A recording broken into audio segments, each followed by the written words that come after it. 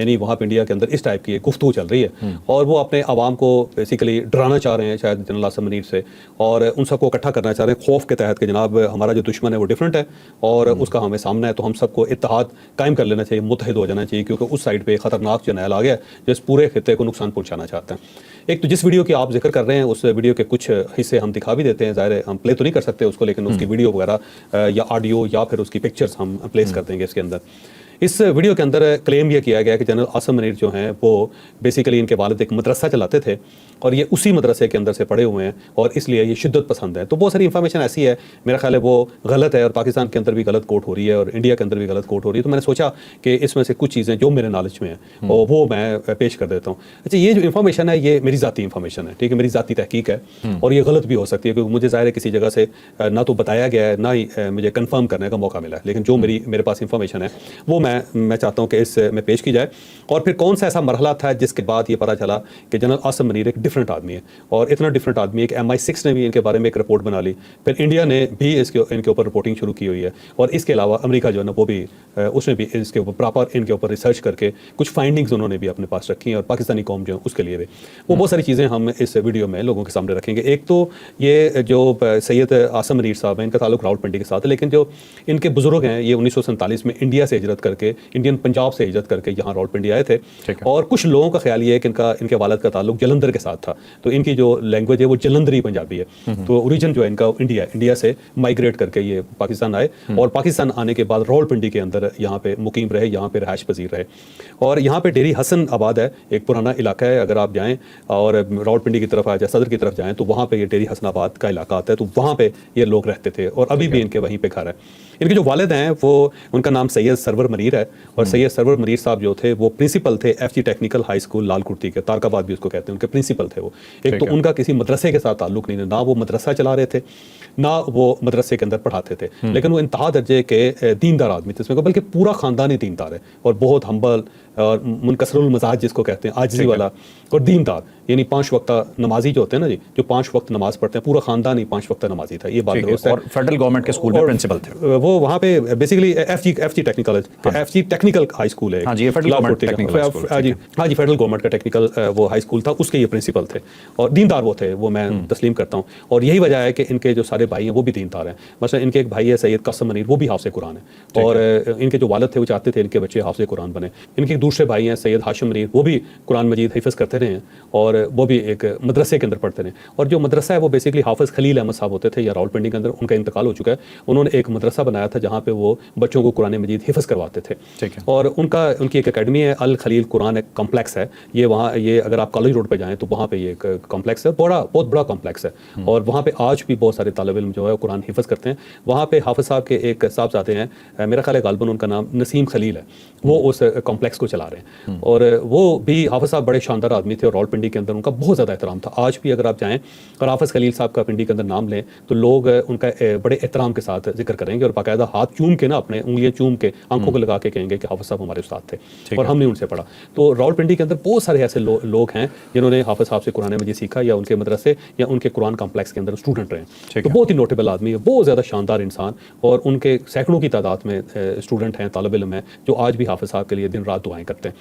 तो सैयद आसिम मुनीर साहब जो थे ये उनके स्टूडेंट रहे हाफ़िज़ साहब के और ये 1977-76 के अंदर, बल्कि 73-74-75 के अंदर ये 3 साल उनके पास पढ़ते रहे और उन्हीं के घर हाफ़िज़ साहब के साथ इनका बड़ा करीबी ताल्लुक था, ख़ानदान का बड़ा करीबी ताल्लुक था। और ये जो दोनों भाई थे सैयद कासिम मुनीर और सैयद आसिम मुनीर, ये अक्सर हाफ़िज़ साहब के घर ही रुक जाते थे क्योंकि इनके वालिद जो थे वो इस्लामाबाद के अंदर होते थे और दूर होने की वजह से बच्चों का आना जाना बाज़ औक़ात मुश्किल हो जाता था, तो अपने बच्चों को हाफ़िज़ साहब के घर छोड़ देते थे। तो हाफ़िज़ साहब की जो अहलियाँ हैं वो ज़ाहिर उनका इंतकाल हो चुका है, वो बिल्कुल इनकी माँ जैसी थी, वो उनको खाना बना के देती थी और ये उनके जो साहबज़ादे हैं उन्हीं के साथ पले बड़े हैं और उन्हीं के साथ इनकी ज़िंदगी गुजरी। फैमिली टर्म्स है, बहुत करीबी फैमिली टर्म्स है, बल्कि एक दूसरे की वालदा को वालदा कहते थे ये सब लोग, बहुत इनका एहतराम का रिश्ता था। अब इसके साथ साथ जो इनके ताया है ना इनके आर्मी चीफ के जनरल आसिम मुनीर के, उनका नाम था सैयद रफ़ी शाह, तो वो भी बड़े मशहूर और दीनदार आदमी थे। उनके बल्कि एक साहबज़ादे तारक रफ़ी, ब्रिगेडियर तारक रफ़ी उनका नाम है, वो बड़े मशहूर, वो भी फ़ौजी थे, फ़ौजी अफसर थे। तो वो फ़ौज में वो भर्ती हुए और उसके बाद वो तरक्की करते करते ब्रिगेडियर भी बने और बड़े मशहूर तारक रफ़ी साहब बड़े मशहूर ब्रिगेडियर थे। तो सैयद रफ़ी शाह साहब जो थे उनका भी बड़ा एहतराम इंसान था और बहुत लोग उनका एहतराम आज भी बड़े एहतराम के साथ उनका जिक्र करते हैं, नाम लेते हैं। तो इनकी फैमिली आज भी रावलपिंडी के अंदर है, बहुत सारे इनके जो फैमिली के लोग हैं वो यहीं रावलपिंडी के अंदर मकीम है, यहीं पर रिहाइश पजीर है। तो ये हाफ़िज़ कुरान है और इन्होंने हाफ़िज़ खलील साहब जो थे उनके कुरान कॉम्प्लेक्स इन्होंने हिफ्ज़ किया था और हाफ़िज़ साहब के ये खसूसी शागिर्द भी थे और बड़ा प्यार का इनका उनके साथ रिश्ता भी था।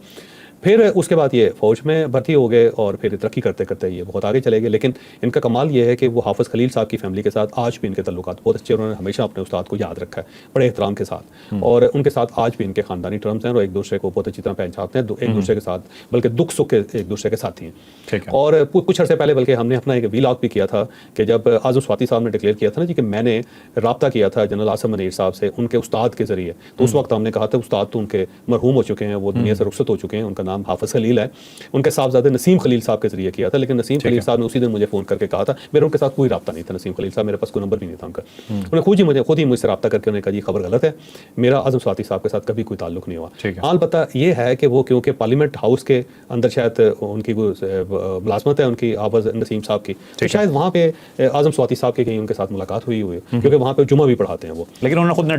डिनाई किया, उन्होंने मुकम्मल तौर पर डिनाई किया जी इस सारे मामले में मैं मुलव्वस नहीं हूँ, ना ही मैंने कोई सिफारिश की है, ना ही मुझसे किसी ने रब्ता किया। तो मैं आज क्योंकि बड़े अरसे बाद ये विलाग कर रहा हूँ तो मैं उनकी तरदीद भी लोगों के सामने पेश कर रहा हूँ। लेकिन मेरी आज तक नसीम साहब के साथ कोई मुलाकात नहीं हुई। मैं चाह रहा हूँ कि उनके साथ मिल के गुफ्तगू की जाए, लेकिन राब्ते में नहीं है क्योंकि मेरा ख्याल है शायद वो अपने कुरान कॉम्प्लेक्स के अंदर भी क्लासेस लेते हैं, फिर उनकी मुलाजमत भी है पार्लियामेंट हाउस में और यहाँ पे भी वो मेरा ख्याल है, और फिर इसके अलावा जुम्मा भी पढ़ाते हैं वो। तो बहरहाल ये एक सैयद आसिम मुनीर साहब जो है ना दीनदार आदमी और इनकी पूरी फैमिली दीनदार है। अब सैयद आसिम मुनीर की रूटीन बड़ी दिलचस्प है। रूटीन ये है कि सारा दिन काम करते हैं, उसके बाद ये रात गए तक काम करते रहते हैं, ये सारी फाइलें रात के वक्त पढ़ते हैं और फिर जो डिसीजन इन्होंने दिन के वक्त किए होते हैं उसको रीथिंक करते हैं रात के वक्त और रीथिंक करके फिर ये तहज्जुद पढ़ते हैं। तहज्जुद पढ़ने के बाद ये फिर फजर की नमाज़ पढ़ते हैं और फजर की नमाज़ के बाद ये सो जाते हैं और फिर 3-4 घंटे सोने के बाद दोबारा उठ के फिर ये काम स्टार्ट कर देते हैं। अलबत्ता इनके अंदर एक और बड़ी अच्छी आदत वो एक्सरसाइज की है, तो ये रेगुलर एक्सरसाइज करते हैं, बल्कि 2-2.5 घंटे एक्सरसाइज करते हैं, इसीलिए आपको ये फिट भी नज़र आते हैं